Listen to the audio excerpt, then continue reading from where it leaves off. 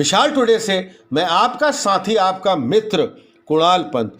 साथियों, जैसे कि हमने आपको भारत की रहस्यमयी जगहें, भारत की रहस्यमयी जो स्थान हैं, उनके बारे में एक एक करके बहुत सारे अभी अब तक एपिसोड्स दिखाए हुए हैं। आज हम आपको ले चलते हैं राजस्थान। यहाँ पर कहते हैं भूतों का गढ़ कहलाता है ये राजस्थान का गांव। शाम ढलने के बाद यहाँ पर आवाजाही बिल्कुल बंद हो जाती है। भूतों का गढ़ कहलाने वाले इस जो स्थान है उसका नाम है भानगढ़ फोर्ट, भानगढ़ का किला। यह राजस्थान के जयपुर जिले से करीब 80 किलोमीटर की दूरी और अलवर जिले में स्थित भानगढ़ का किला है, जो लोगों के लिए हमेशा ही एक बहुत ही कौतूहल का विषय, जिसको हम स्टोरी ऑफ भानगढ़ कहते हैं। इस किले से कुछ किलोमीटर की दूर पर सरिस्का नेशनल पार्क भी स्थित है। किले में कई मंदिर भी हैं, जिसमें भगवान सोमेश्वर, गोपीनाथ, मंगला देवी और केशव राय के मंदिर प्रमुख मंदिर हैं। इन मंदिरों की दीवारों और खंभों पर की गई नक्काशी से अंदाज़ा लगाया जा सकता है कि यह समूचा किला कितना खूबसूरत और भव्य रहा होगा।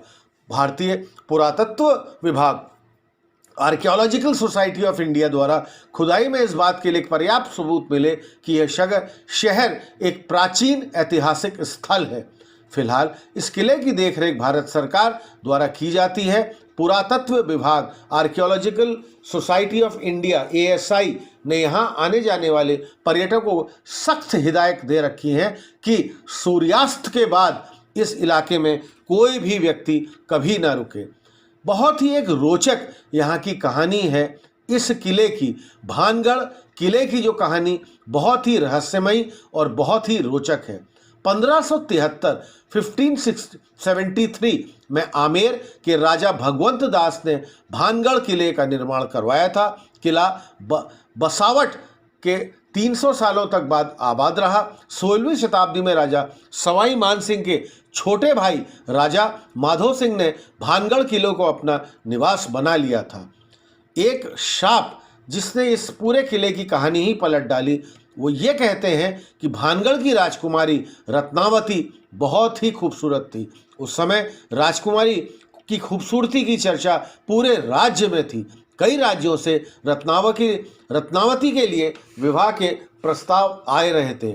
इसी दौरान वो एक बार किले में अपनी सखियों के साथ बाजार में निकली। बाजार में वह एक इत्र की दुकान पर पहुंची और इत्र के हाथ में लेकर उसकी खुशबू सूंघ रही थी। इसी समय उस दुकान से कुछ ही दूर पर खड़ी सिंधु सेवड़ा नामक एक व्यक्ति खड़ा था, जो राजकुमारी को निहार रहा था।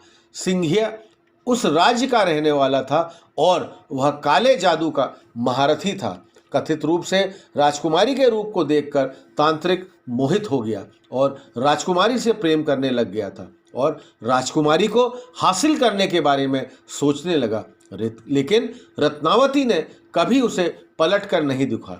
जिस दुकान से राजकुमारी के लिए इत्र जाता था, उसने उस दुकान में जाकर रत्नावती को भेजे जाने वाले इस इत्र की बोतल पर काला जादू करके उसको वशीकरण मंत्र का प्रयोग किया।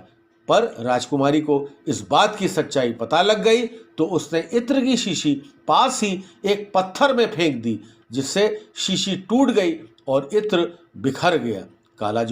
काला जादू होने के कारण पत्थर सिंधु सेवड़ा के पीछे हो लिया और उसे कुचल डाला।